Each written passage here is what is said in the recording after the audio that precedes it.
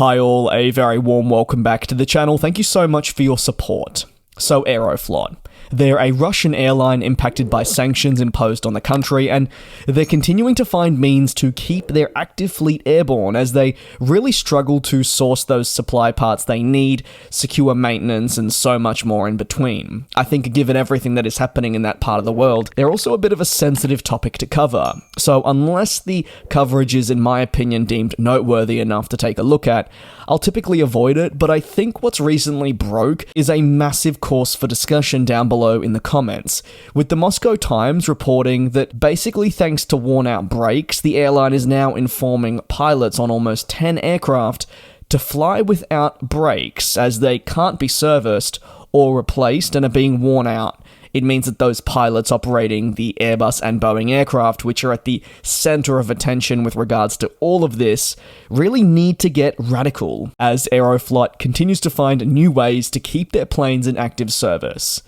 Pilots have been informed to use reverse thrusters only to slow down the aircraft rather than the brakes. Some risks have been highlighted, of course, to pilots by not using these, but the consensus is, and I think this is what it has been for some time, is preserving the planes that are in the active fleet are of the utmost importance. As time only moves along and the conflict with Ukraine continues alongside the sanctions imposed by the West, question marks are really persisting over the safety and therefore the airworthiness of the aircraft that are remaining in active service, as typically planes will undergo maintenance checks, will have issues resolved, but with Aeroflot that's very difficult to achieve.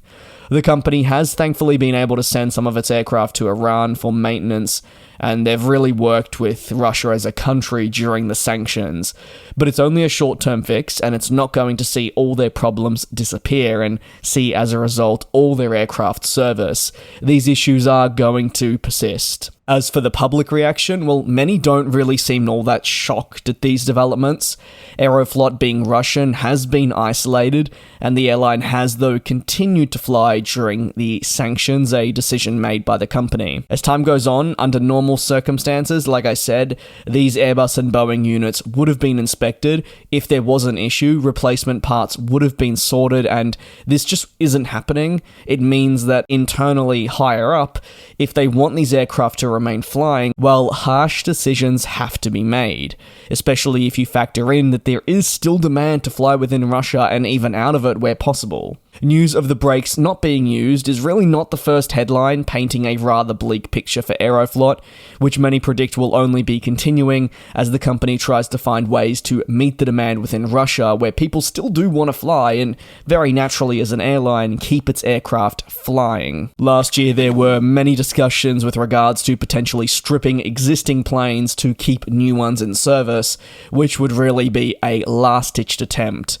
But with the invasion only continuing and really no resolution seeming likely, as for the future of Aeroflot, well, it's something that is worth closely studying as these aircraft continue to reach points where they do need maintenance, and if they're not heading to Iran or certain parts cannot be sourced due to the sanctions, then serious problems will be on the hand, and there is the discussion that needs to be had: are these planes even safe to be operating? Let me know your thoughts down below in the comments. I'd love to hear them. I think there is a lot to unpack from this, and while this is related directly to brakes, there's a whole lot more going on, as you know. Thanks a lot for watching, take care and be safe. I'll see you next time for more coverage on the aviation industry.